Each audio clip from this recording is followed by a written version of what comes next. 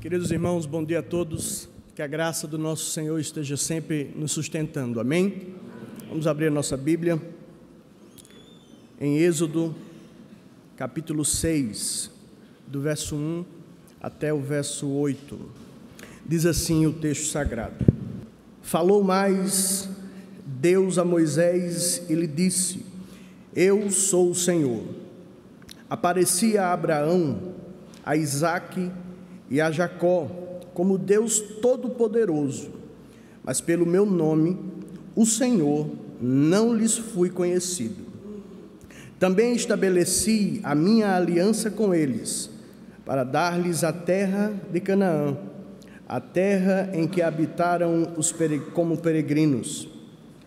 Ainda ouvi os gemidos dos filhos de Israel, os quais os egípcios escravizaram, e me lembrei da minha aliança. Portanto, dize aos filhos de Israel: Eu sou o Senhor, e vos tirarei de debaixo das cargas do Egito, e vos livrarei da sua escravidão, e vos resgatarei com braço estendido, com grandes manifestações de julgamento. Tornar-vos-ei por meu povo, e serei vosso Deus, e sabereis que eu sou o Senhor, vosso Deus, que vos tiro de debaixo das cargas do Egito, e vos lembrareis, ou vos levarei à terra, a qual jurei dar a Abraão, a Isaque e a Jacó, e vos-la darei como possessão. Eu sou o Senhor. Vamos orar mais uma vez. Querido Deus e eterno Pai, nós te pedimos pela tua graça, assim como concedeste-nos mais um dia de vida e a grata oportunidade de estarmos na tua presença, te pedimos que pela iluminação do Espírito Santo venhamos compreender a tua vontade revelada na tua palavra, que é a verdade absoluta, suficiente e eficiente. Edifica-nos, fortalece-nos, consola-nos para o louvor da glória do teu nome. Assim oramos pelo nome santo de Jesus. Amém. Queridos, 3 acontecimentos marcaram a minha vida. O primeiro deles se deu no dia 27 de dezembro de 1992, quando pela graça de Deus o Senhor operou na minha vida o novo nascimento, revelando-se a mim como o real e suficiente Salvador da minha vida. O Deus bendito, glorioso e grandioso, que transformou a minha vida, produzindo em mim o arrependimento necessário, para que eu assim pudesse, confessando os meus pecados a Deus, ter a certeza, pelo poder do Espírito Santo, de que a partir de então eu seria nova criatura e o meu nome estaria escrito, como de fato está, no livro da vida. O segundo grande acontecimento se deu no dia 14 de setembro de 2013, quando pela graça de Deus, o Senhor me concedeu o melhor presente que após a salvação eu poderia receber, que é a Leide, que é uma verdadeira Leide, a mulher mais linda que eu já conheci, a minha amada esposa. Esse foi o segundo grande acontecimento na minha vida, um marco, um divisor de águas, porque depois que eu casei, minha vida só foi abençoada. Por isso, se você não é casado, eu lhe aconselho, case-se. É a maior bênção que alguém pode receber da parte de Deus aqui na terra, depois da salvação. A terceira maior bênção que o Senhor me deu a grata alegria de receber é exatamente a notícia de que Deus me deu Benício, ou melhor, nos deu Benício, e eu estou extremamente ansioso para recebê-lo em meus braços, como herança do Senhor. Seguramente você teria outros momentos marcantes para relatar, recebidos da boa mão do Senhor, mas sem dúvida nenhuma, a maior bênção que alguém pode receber da parte do Senhor, a maior e melhor bênção que nós carecemos da parte de Deus, é a justificação dos nossos pecados. É quando somos declarados justos diante de Deus, não pelas nossas obras, mas pela boa mão do Senhor, pela morte substitutiva de Cristo. E é isso que faz com que esta reunião tenha sentido, significado. É isso que distingue essa reunião de qualquer outro clube, porque nós não estamos aqui em clube, nós estamos reunidos na presença do Senhor como povo santo, como povo justificado, como povo alcançado, embora pecador, é verdade, mas livres das amarras, do poder do pecado e como consequência da consequência do pecado, por assim dizer. Fomos libertos da condenação do pecado, fomos justificados, resgatados e somos santificados, apesar de nós, apesar da nossa natureza pecaminosa. Portanto, não há maior bênção que você possa ter recebido, ou que você possa receber, além da salvação, da justificação e do perdão dos pecados. Mas é preciso que compreendamos, irmãos, é preciso que eu compreenda que no momento que eu sou escolhido, alcançado, transformado, justificado por Deus, eu não experimento dessa graça bendita para viver uma vida em si mesmada. Eu morro para o mundo, para as minhas próprias vontades, para os meus próprios projetos, para que Cristo viva em mim, para que Deus tenha a primazia na nossa vida, na minha vida, em absolutamente todos os aspectos da minha existência, desde os acontecimentos e das relações mais complexas, as coisas mais simples. Foi para isso que Deus salvou a mim e a você, foi para isso que Deus nos justificou, foi para isso que Ele se revelou a nós, para que nós vivêssemos a nossa vida para o louvor da glória do nome dEle, porque somos dEle, criaturas dEle, e existimos para o louvor da glória do Seu nome, porque um dia fomos transformados, a nossa natureza foi modificada, os nossos sentimentos, as nossas motivações passam a ser ditadas, direcionadas, medidas, pesadas, pela motivação que produz a glória de Deus. Foi para isso que nós fomos alcançados. Portanto, não há maior acontecimento, e não haverá maior acontecimento na sua vida e nem na minha, que se sobreponha à manifestação transformadora da graça de Deus. O povo de Deus experimentara a companhia de Deus durante todo o livro de Gênesis. A presença de Deus estava com Adão, com Eva, com Enoque, com Noé, com os patriarcas, mas agora Deus manifestar o seu poder de forma específica para com uma intenção clara de não apenas caminhar com o povo, mas tabernacular, habitar, está com o povo, assim como o Espírito Santo de Deus hoje não apenas está momentaneamente, na verdade, nunca ele no Velho Testamento estará momentaneamente, como fora no Velho Testamento, mas ele habita permanentemente na igreja. Deus escolheu um povo para se relacionar, para estar com ele. Isso é o que há de significante no cristianismo.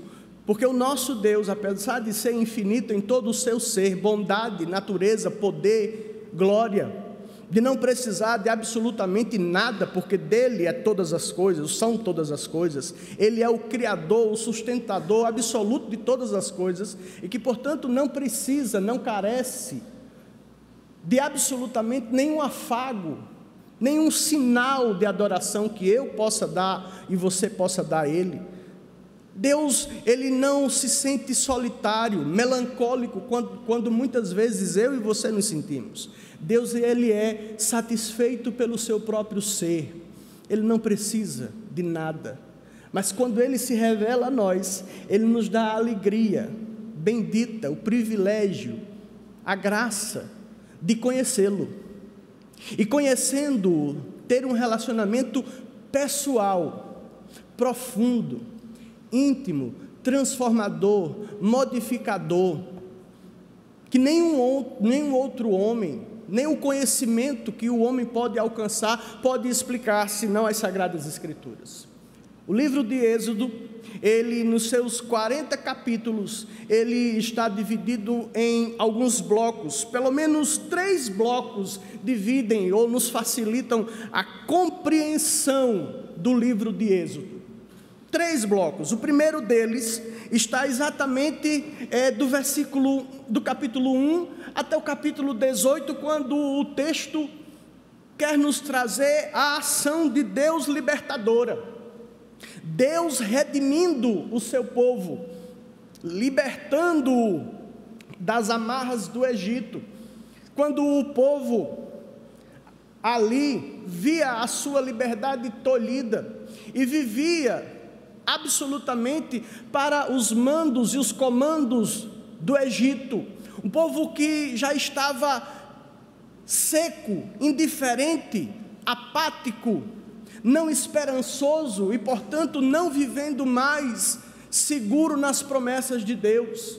Aquele que havia prometido fazer do povo de Deus uma grande nação, quando tirara Abraão de Ur dos Caldeus, no capítulo 12 de Gênesis, prometendo de que a partir de Abraão faria uma grande nação, da qual eu e você hoje fazemos parte. Aquele Deus que falou é o mesmo, e ele jamais poderia ir contra a sua própria natureza, porque ele não é homem para que minta, e nem filho do homem para que se arrependa de todas as suas promessas. Ele tinha um propósito claro, específico, cristalino, estabelecido, imutável, criar um povo para si. E Deus então opera, do capítulo 1 até o capítulo 18 de Êxodo, o que nós vemos é a manifestação histórica da redenção, que espiritualmente alcança todos aqueles que estão em Cristo. João capítulo 14, versículo 6 diz acerca de Cristo, quando ele fala que ele é o caminho, a verdade e a vida. Não há sentido de existência fora de Cristo. Quando um dia eu e você fomos alcançados pela boa mão de Deus, nós encontramos o real e verdadeiro significado do que é existir, o propósito de existência. O propósito da nossa vida não se traduz nos títulos que podemos conseguir e devemos buscá-los. O significado e o propósito da vida não se traduz nas conquistas materiais que podemos alcançá-las, e devemos estar prontos para recebê-los, tantos quantos o Senhor queira nos dar. O propósito da existência humana não se traduz na formação de uma família bem estruturada, nem na busca da felicidade ou do equilíbrio emocional que nós possamos buscar. O propósito da vida humana se traduz em viver para Deus, em todas as motivações. Então Deus redime um povo para si, para que ele possa então viver prazerosamente e satisfatoriamente em Deus. É isso que a igreja precisa proclamar, é isso que o mundo precisa ver dentro da igreja. É por isso que a igreja se reúne, para que Deus seja glorificado e o mundo olhe e glorifique a Deus, e veja na minha e na sua vida o reflexo do poder transformador de Deus, que veja na minha e na sua vida um significado de existência. Não que em nós mesmos exista isso, mas que pela graça de Deus, as nossas ações, os nossos pensamentos, as nossas motivações, o nosso comportamento revelam a glória e a manifestação da bendita graça de Deus. Foi para isso que eu e você fomos alcançados, foi para isso que Deus escolheu um povo para si, foi para isso que Deus redimiu, resgatando o povo da escravidão do Egito. Então, do capítulo 1 ao capítulo 18, nós encontramos a bênção da libertação, da redenção. Mas há um segundo bloco de informação que está do capítulo 19 ao 24, que é exatamente quando Deus, depois que resgata, faz uma aliança conosco. A aliança que nós temos com Deus, ela não é bilateral, porque ela não depende em absolutamente nada de mim e de você para que ela possa existir. ela é unilateral, ela tem início em Deus. É Deus que provoca, é Deus que busca, é Deus que atrai, é Deus que estabelece o conteúdo da aliança, as cláusulas. Ele que opera todas as coisas, inclusive a disposição que nós temos de adorá-lo, não é nossa. O arrependimento, quando a nossa consciência é alcançada pela palavra de Deus ou pelo Espírito Santo que habita em nós, que nos leva ao arrependimento de obras mortas e carnais e que não glorificam a Deus, nós não temos nada, irmãos. O profeta Isaías diz que a nossa justiça diante de Deus não passa de trapos de imundícia. Essa é a minha justiça, essa é a sua justiça, isto são as nossas obras diante de Deus. Portanto, tudo que de bom possa ser identificado em mim, na sua vida, é fruto da manifestação da graça de Deus na sua e na minha vida. Então Deus faz uma aliança conosco. Nós somos uma comunidade, uma igreja aliancista. Toda a Bíblia, de Gênesis a Apocalipse, ela é perpassada pela teologia, por aquilo que os teólogos chamam de teologia da aliança. Porque de Gênesis a Apocalipse, a igreja, o povo de Deus, a relação do povo de Deus com Ele, se estabelece na base da aliança. Porque Deus estabeleceu uma aliança conosco. Com o que temos, com a nossa família, com os nossos filhos. Por isso nós devemos compreender o propósito de Deus, a manifestação do poder de Deus na nossa vida a partir da aliança que nós temos com Ele. Uma aliança inquebrável, uma aliança intransferível, uma aliança que nos conduzirá à glória eterna, à herança bendita, que Canaã representa espiritualmente, o céu bendito. Então, no segundo bloco de informação de Êxodo, nós encontramos exatamente a manifestação do Senhor fazendo uma aliança conosco. Por isso nós estamos aderido, atraído, fixo, estamos no Senhor. É por isso que o apóstolo Paulo fala em Romanos capítulo 8, que aqueles que estão em Cristo são novas criaturas, já não estão debaixo da condenação, nenhuma condenação há para aqueles que estão em Cristo, que não andam segundo a carne, mas segundo o Espírito. A Bíblia sempre mostra esta mão dupla, esta perspectiva de dois pés, na medida em que eu entendo que sou um povo alcançado, uma pessoa redimida pelo Senhor, e que tem uma aliança, esta concepção, esta compreensão me leva a compreender, a entender e a viver um propósito de Deus para a minha vida.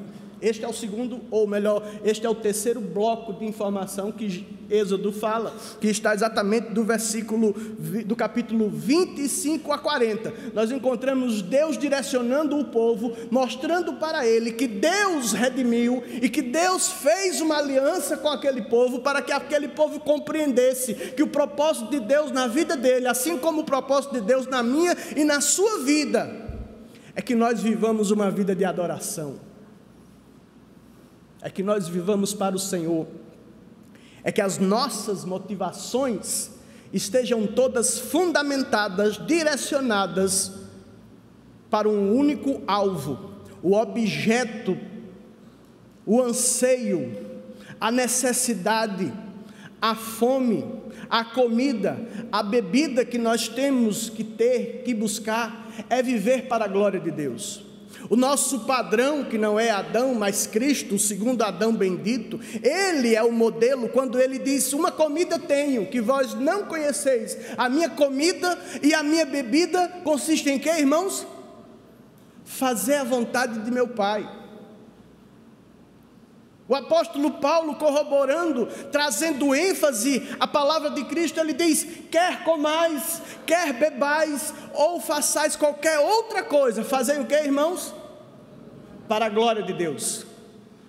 Cada espaço, cada centímetro, cada milímetro do meu pensamento, das minhas ações, das minhas motivações, devem estar comprometidos absolutamente, irrestritamente, inegociavelmente com a glória de Deus.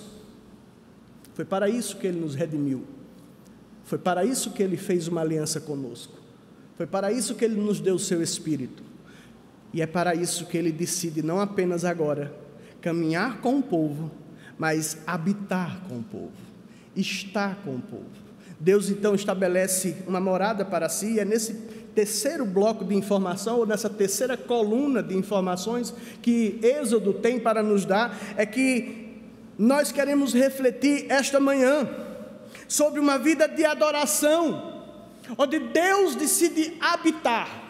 Deus não está circunscrito a este lugar que não passa de tijolos, ou de tijolos, de cimento, de concreto.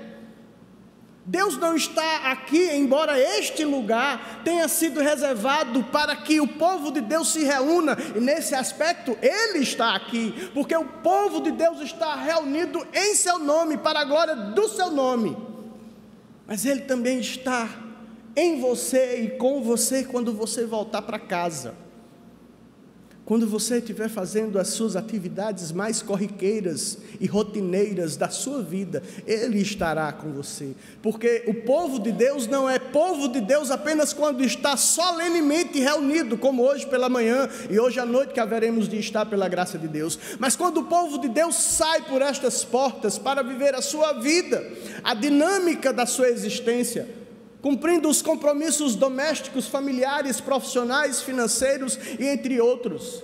A igreja continua existindo, e Deus não apenas caminha com o povo, mas Ele está com o povo. No terceiro bloco de informações de Êxodo, nós entendemos Deus agora decidindo habitar, fazer morada, estar com o povo. E é por isso que o Senhor Jesus ratificou essa certeza quando, em Mateus capítulo 28, Ele diz: eis que estou convosco todos os dias, até a consumação do século. Não que Ele nos abandonará, mas que, acabado o tempo humano, nós viveremos uma eternidade com Deus, onde Ele, o Senhor bendito, será o sol, a justiça, Ele, a expressão exata do ser de Deus, bendito. A Ele toda glória eternamente, amém. Então, para que Deus pudesse habitar, é preciso que Ele encontre duas coisas. Primeiro, é preciso que Ele encontre um lugar, e segundo, é preciso que Ele encontre servos. Ele então estabelece, o capítulo 6, o texto que nós lemos, nós encontramos estas verdades reveladas. Quando Deus, exatamente no versículo 6 do capítulo 6, Ele diz: portanto, diz aos filhos de Israel: eu sou o Senhor, e vos tirarei debaixo da carga do Egito, e vos livrarei da sua servidão. O Senhor Jesus disse: conhecereis a verdade, e a verdade vos libertará. Se, pois, o Filho vos libertar, esta é a condição para que vivamos a liberdade bendita e verdadeira. Se, pois, o Filho vos libertar, verdadeiramente sereis livres. Deus opera o livramento, a redenção do seu povo. Mas Ele continua, e no versículo 7, Ele fala claramente que Ele irá fazer de nós o seu povo, quando Ele diz: tornar-vos-ei por meu povo. Ou seja, a escolha e o acontecimento de sermos o povo de Deus não acontece em mim. Não fui eu que decidi pertencer a Deus, mas foi Deus que me escolheu. Está lá em João capítulo 15, versículo 16. Não fostes vós que escolhestes a mim, pelo contrário, eu vos escolhi e vos designei para que vades e deis fruto, e o vosso fruto permaneça. Esse foi o propósito pelo qual Deus me alcançou e alcançou a sua vida. Mas finalmente ainda no versículo 7, a habitação de Deus, quando ele diz na parte B do versículo 7: e sabereis que eu sou o Senhor, o vosso Deus, que vos tirei de debaixo das cargas do Egito. Ele é o nosso Deus. Ele se relaciona pessoalmente, espiritualmente comigo e com você. Ele nos sustenta. Ele sabe das nossas necessidades e por isso Ele estabelece a prioridade para as nossas vidas. Quando o Senhor Jesus, falando aos seus discípulos acerca de coisas tão legítimas, necessárias à vida do homem, como por exemplo, comer e se vestir, acerca destas coisas o Senhor Jesus diz aos discípulos: não andeis ansiosos pelo que haveis de comer, pelo que haveis de vestir, ou seja, as necessidades mais legítimas e básicas da nossa existência não deve ser fonte de preocupação e de impedimento para que o meu coração, para que a sua vida, para que a minha vida estejam envolvidos completa e absolutamente com a glória de Deus. Buscar em primeiro lugar, o reino de Deus e a sua justiça. A grande questão, irmãos, é que me parece que nós não estamos comprometidos com a obra de Deus e buscando em primeiro lugar a obra de Deus, porque parece que os resultados que nós tanto almejamos dependem em última instância da minha inteligência, do meu network, da minha capacitação continuada, do meu conhecimento técnico, do meu investimento, quando na verdade sequer a nossa existência, a minha existência, a garantia da minha vida depende de mim ou de você. Tudo que temos, tudo que somos, vem dele e é para a glória do nome dele. Capítulo 25 a 40, portanto, nos fala de pelo menos 5 pontos. As instruções, a construção do tabernáculo, onde Deus se manifestaria, a presença do Senhor, o Shekinah do Senhor, a habitação do Senhor se faria presente, a consagração daqueles que haveriam de trabalhar para o Senhor no tabernáculo, servindo a Deus e ao povo, o aspecto da desobediência, claro, e a construção propriamente dita do tabernáculo, seguido da manifestação da glória do Senhor. E observe, Deus libertou o seu povo da escravidão, mas a liberdade, ela deve ser de nos levar à obediência, a uma vida obediente, e a obediência redunda em adoração e a glória de Deus. E é preciso que compreendamos uma coisa, que sem a adoração, a liberdade transforma-se em qualquer coisa, menos em uma expressão de louvor e gratidão. É preciso que compreendamos, portanto, que Deus nos chama para que nós vivamos uma vida de adoração. Isso está presente no capítulo 24, no versículo 1, abra sua Bíblia, capítulo 24, no versículo 1, nós encontramos Deus falando ao povo por meio do seu servo Moisés, e ele diz: então disse Deus a Moisés: sobe ao Senhor, tu, Arão e Nadab e Abiú, e os 70 dos anciãos de Israel, e o que, irmãos? E adorai ao Senhor. Deus nos chama para que o nome dele seja adorado, para que ele seja objeto da nossa adoração. No versículo, ou melhor dizendo, no capítulo 25, Deus fala mais uma vez, por meio do seu servo Moisés, e disse: fala aos filhos de Israel, que me tragam oferta de todo homem cujo coração mover para isso, dele recebereis a minha oferta. A oferta de adoração que expressa um aspecto da minha vida. O termo adorar, ou o verbo adorar, em latim, quer dizer adorare. Se você fizer uma pesquisa na internet rápida, para compreender o significado do verbo adorar, ele está ativo.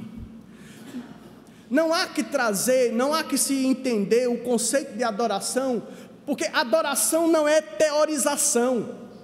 Não há que se falar de adoração do ponto de vista filosófico. A adoração pressupõe um objeto. Para o que a adoração está direcionada? A adoração, portanto, o verbo adorar está no ativo. Eu adoro alguém, eu adoro alguma comida, eu adoro algum lugar, eu adoro a minha família. E por mais que algumas pessoas dizem: espera aí, pastor, adorar é apenas a Deus. Sim, mas é uma expressão sentimental muito forte, de valor, de sentimento, de reverência, de adesão, de estar completamente envolvido. É por isso que muitas vezes nós usamos o termo: eu adoro essa comida, este lugar, esta pessoa, a minha família, embora nós saibamos que o único objeto da nossa adoração seja Deus. Mas o verbo adorar está na ativa, e ele busca um objeto para adorar. É por isso que a idolatria, ela acontece na vida do coração e no coração do homem. Calvino disse que em todo homem, ou na raça humana, existe o senso do divino, ou o senso divinatis, que por conta da ação do pecado que afetou todo o homem, e o homem todo, faz com que ele se torne idólatra. Esta idolatria que no Velho Testamento Deus chama de prostituição. É preciso que nós tomemos cuidado para o que nós estamos adorando, porque é possível que, assim como o povo de Deus no Velho Testamento, eu esteja numa ação idólatra, praticando o adultério espiritual, porque Deus me chamou Deus me atraiu, Deus me redimiu, Deus fez uma aliança para que a minha vida seja completamente dele. Eu tenho absoluta certeza que você não está disposto a dividir a sua esposa, nem com o seu melhor amigo, e tenho certeza também que você não está disposta a dividir o seu esposo, nem com a sua melhor amiga. Sabe por quê? Porque ele é seu, ela é sua, e nós somos de Deus, propriedade exclusiva de Deus. E o Novo Testamento diz que nós somos o quê? Nação santa, nação separada, povo de propriedade exclusiva de Deus. Nós não pertencemos a nós mesmos, nós não pertencemos aos ídolos muitas vezes que nós erigimos no nosso coração. Nós somos propriedade do Senhor e devemos viver para a glória do Senhor. A adoração, portanto, tem como objeto, como ação de buscar a glória de Deus na pessoa de Jesus Cristo, o nosso Rei bendito, cabeça da igreja, aquele que adoramos desde o início do nosso ajuntamento, porque quando nós oramos a palavra de Cristo, quando nós cantamos a palavra de Cristo, quando lemos a palavra de Cristo, quando refletimos ouvindo a voz de Cristo, submissos a Cristo, cabeça da igreja, o Senhor bendito eternamente. Foi por isso que fomos alcançados. Portanto, a adoração tem a ver com culto, com honra, com reverência, com homenagem prestados a poderes superiores. Na Bíblia encontramos os patriarcas que adoravam a Deus, encontramos também no tabernáculo, no templo, o sistema de sacrifício como expressão à adoração a Deus. Encontramos a adoração do povo de Deus quando do cativeiro as pessoas reunidas nas sinagogas, da adoração cristã, que faz da pregação, da leitura das escrituras, da oração, do louvor, da oferta, além do batismo, dos sacramentos, uma expressão de adoração. Portanto, adorar a Deus é o maior privilégio e a maior responsabilidade que eu e você podemos receber enquanto cristãos, como missão de vida, como propósito de existência, pois Deus é o ser mais elevado de todo o ser, de todo o cosmo, de toda a criação. Ele é absoluto, supremo, glorioso, e tudo que somos, tudo que expressamos para Deus, na verdade, tudo que fazemos flui do nosso relacionamento com o Senhor, das motivações que Deus não apenas vê, mas também pesa. Ele pesa as nossas motivações. Deus, portanto, nos criou a sua imagem e a sua semelhança, para que pudéssemos vivermos para a glória do Senhor, para adorá-lo, não como um dever, mas como um desejo. A nossa adoração a Deus não deve sair do dever de adorá-lo, mas do desejo de adorá-lo. Alegrei-me quando me disseram: vamos à casa do Senhor. A espontaneidade de um coração que compreende quem Ele era, quem Ele é e para onde Deus está nos conduzindo. Portanto, é preciso que adoremos. Tudo isso, portanto, ilustra o que devemos entender, que devemos crescer na nossa experiência de adoração ao Senhor. E aí, alguns pontos aplicativos acerca dessa vida de adoração que precisamos ter, acerca daquilo que precisa estar na minha vida. Como eu posso adorar a Deus? Quais são os caminhos? Quais são as pistas? Qual o mapa para que eu compreenda e entenda e pratique uma adoração que Deus é digno de receber? Em primeiro lugar, conhecendo a sua vontade. A vontade do Senhor revelada no capítulo 25 de Êxodo é exatamente que o povo de Deus pudesse entender a necessidade de construir um lugar para que a presença de Deus, para que a habitação de Deus fosse presente. O tabernáculo seria construído exatamente para que a manifestação da glória de Deus, da presença de Deus, fosse percebida ali no meio do povo, para que todas as nações ao redor de Israel pudessem olhar para Israel e entender que Israel era a nação santa do Senhor.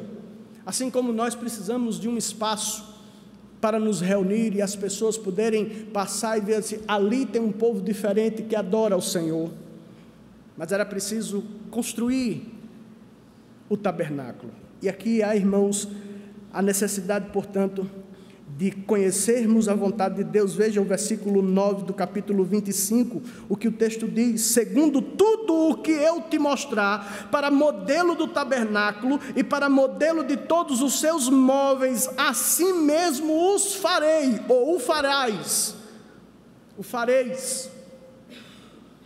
O povo precisava conhecer aquilo que Deus queria que fosse executado, a vontade de Deus, aquilo que Deus quer que seja executado, nós precisamos buscar conhecer. Se queremos viver uma vida de adoração, precisamos buscar entender aquilo que Deus quer de nós, e aquilo que Deus quer de nós está revelado nas suas escrituras, a sua palavra, e por isso nós precisamos conhecer a palavra de Deus, porque conhecendo a palavra de Deus, conhecemos a vontade dEle. É preciso compreendermos, o versículo 40 do capítulo 25 diz: vê, pois, que tudo faças segundo o modelo que te foi mostrado no monte. Ou seja, Moisés tinha que cuidar de fazer com que o povo entendesse qual era a vontade de Deus acerca do tabernáculo. Por que o tabernáculo? Porque Deus agora não estava apenas querendo caminhar com o povo, mas habitar com o povo, habitar no povo. Assim como Ele habita na nossa vida. E é verdade, irmãos, nós não podemos pensar do ponto de vista do Velho Testamento, porque Cristo cumpriu todos os preceitos dos fundamentos e das leis cerimoniais, sacrificiais do Velho Testamento, aquilo que era a sombra do que haveria de vir. Cristo cumpriu, e se você quer compreender muito bem isso, leia a carta aos Hebreus, que vai falar exatamente esse paralelo daquilo que era no Velho Testamento como sombra do perfeito, o imperfeito sendo manifestado, até que a concretização da promessa de Deus se viesse ou se fizesse verificada na pessoa do Senhor Jesus Cristo, que cumpre todo o sistema de sacrifício do Velho Testamento, do tabernáculo. Esse tabernáculo já não é mais necessário, porque nós habitamos em Cristo. Não precisamos mais dos rituais e nem do tabernáculo, embora precisamos de um espaço para nos reunir. Capítulo 26, versículo 30, nós encontramos ainda mais uma vez: levantarás o tabernáculo segundo o modelo que foi mostrado no monte. É preciso que compreendamos que sempre que Deus realiza uma obra, Ele tem um plano, seja a construção do tabernáculo, seja a construção de um templo, de uma igreja local. Deus tem um propósito. Ele operou no passado no tabernáculo, Ele hoje opera numa igreja local como esta, mas acima de tudo e para além de tudo, Ele opera na minha e na sua vida. A construção de uma vida cristã e um ministério que louva o nome do Senhor. Em segundo lugar, é preciso compreendermos que para vivermos uma vida de adoração, é preciso obedecermos às suas ordens, dispondo os nossos recursos, ou melhor, os recursos que Ele nos dá. E aqui, irmãos, o bicho pega, porque eu não consigo compreender um grupo de pessoas, ou um cristão, ou vários, que servindo a Deus, acha que a igreja é um supermercado, onde ele vai para consumir, ou melhor dizendo, porque no supermercado a gente entra e paga. Eu não sei que concepção o povo de Deus tem com relação ao dinheiro. As pessoas parecem que se tornam avarentas, idólatras do dinheiro, porque acham que a adoração é apenas uma expressão de levantamento de mãos, e um ato religioso corriqueiro e repetitivo de adentrar num templo religioso e sentar numa cadeira, sem se preocupar, por exemplo, com a conta de energia, sem se preocupar como é que isso aqui é pago, porque, irmãos, não entra recurso do governo nesse lugar. Sabe de onde vêm os recursos? Do meu bolso, do meu dízimo, das minhas ofertas, do seu bolso, do seu dízimo e das suas ofertas, porque nós adoramos a Deus quando nós obedecemos a Ele, trazendo todos os recursos.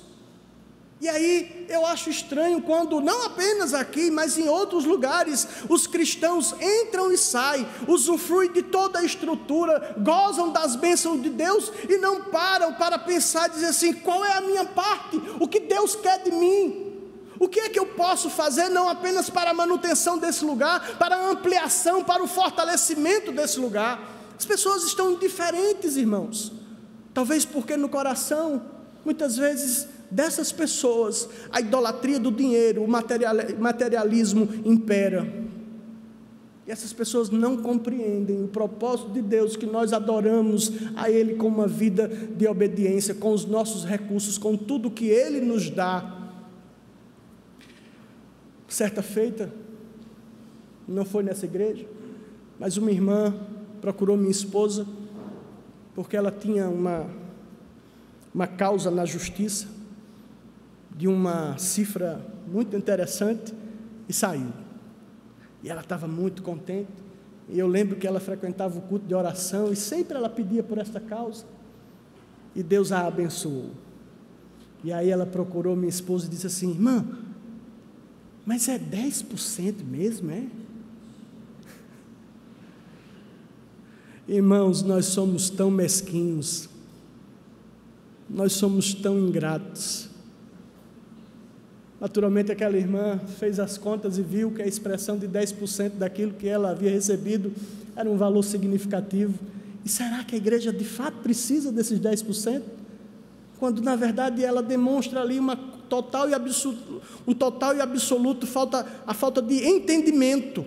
O princípio não é dar porque a igreja necessita, mas é devolver a Deus aquilo que Ele nos dá, uma expressão de gratidão e de adoração.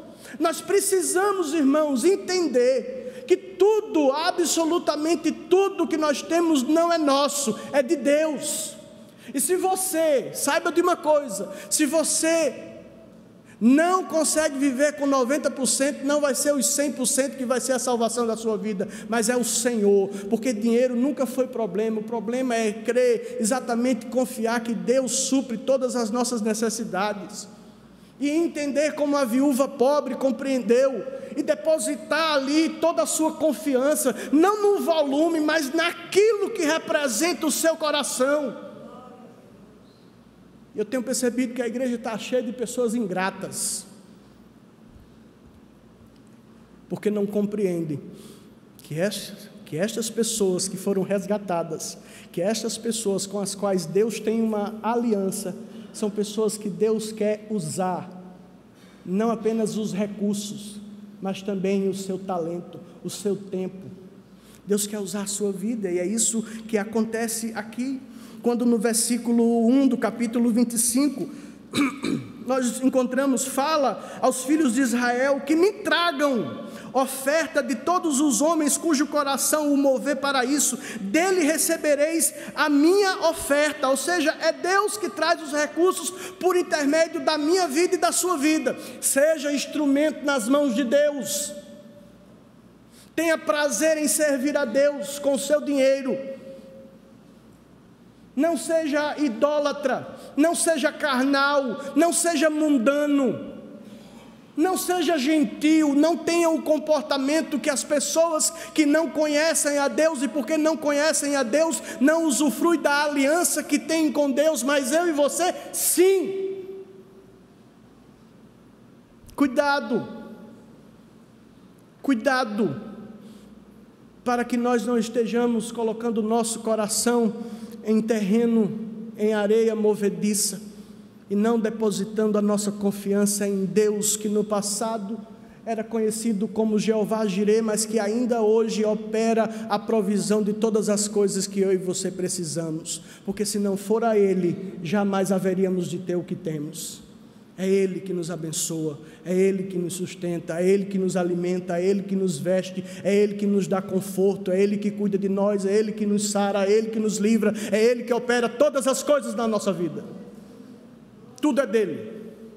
Ele não precisa de mim, de você, mas Ele nos dá o privilégio, a alegria de expressarmos a nossa gratidão e a nossa adoração por aquilo que temos e aquilo que somos.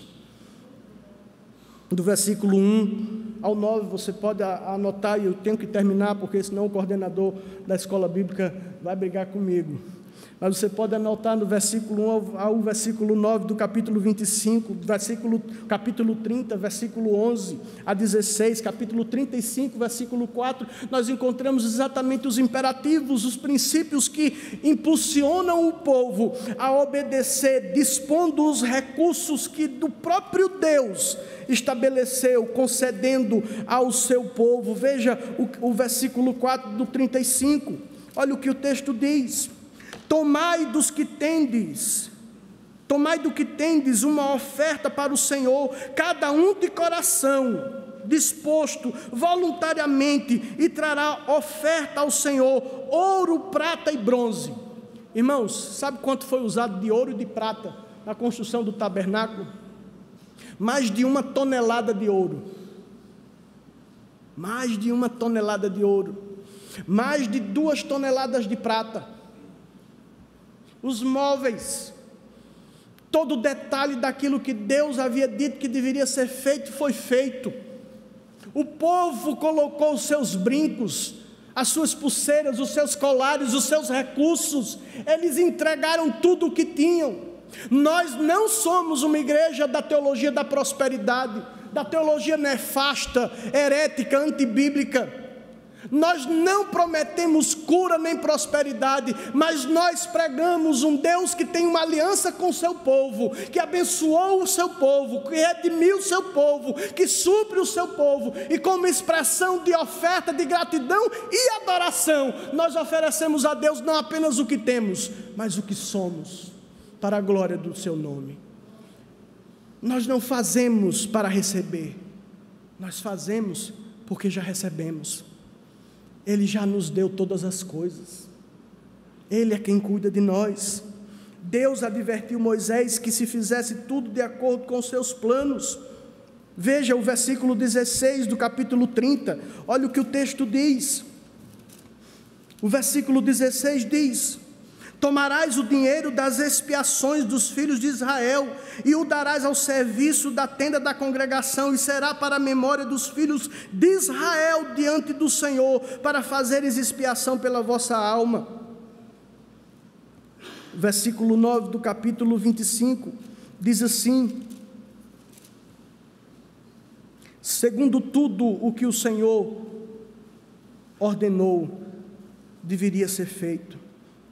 Em terceiro lugar, é preciso que eu adore a Deus, entendendo que eu devo oferecer o meu e o nosso serviço na obra do Senhor, pois Ele nos capacita para isso. É o que fala o versículo 1 do capítulo 31.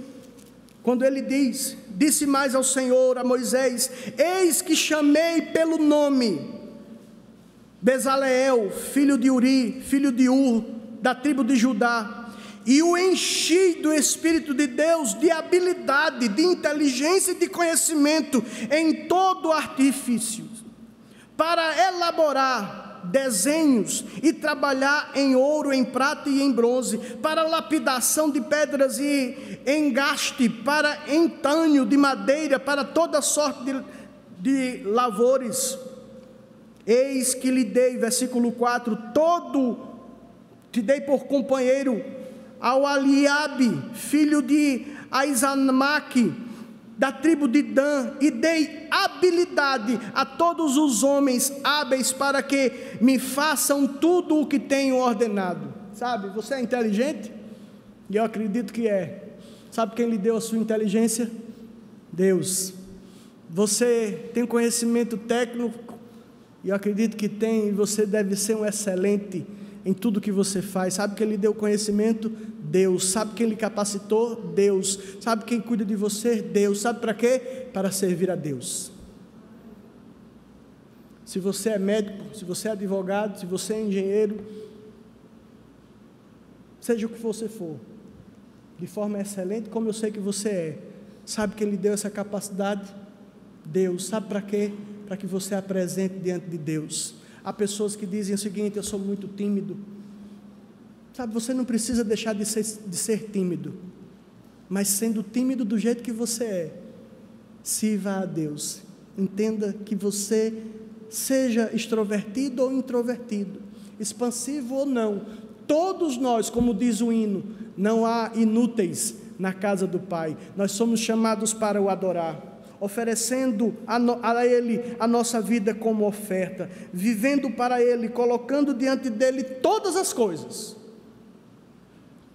Que Deus nos ajude a vivermos uma vida que adore a Deus, uma vida em que Ele é dignificado em todas as áreas da minha vida, e que a igreja seja a expressão da graça de Deus, pela gratidão e pela oferta que apresentamos, não apenas os nossos recursos, e que sejamos gratos e devolvamos a Ele o que lhe pertence, que deixemos de viver dominados pelo Deus do dinheiro, mas que confiemos naquele que é Senhor do ouro e da prata, que supre todas as coisas e que vai usar você, os seus recursos, o seu bolso, para ofertas de missões, para a expansão do reino de Deus, para fortalecimento da casa do Senhor, para que a cada dia ela seja capacitada para o louvor da glória do Senhor. E não apenas isso, coloque o seu tempo, o seu talento, a sua vida, as suas mãos, o seu corpo para servir a Deus. Sabe, irmãos, por que devemos fazer isso? Porque fomos resgatados, porque fomos redimidos, e porque temos uma aliança com Deus, e Ele habita em nós e no nosso meio, recebendo a nossa adoração, recebendo o nosso louvor, pelas mais diversas e multiformes expressão de gratidão e de adoração. Que Deus nos ajude.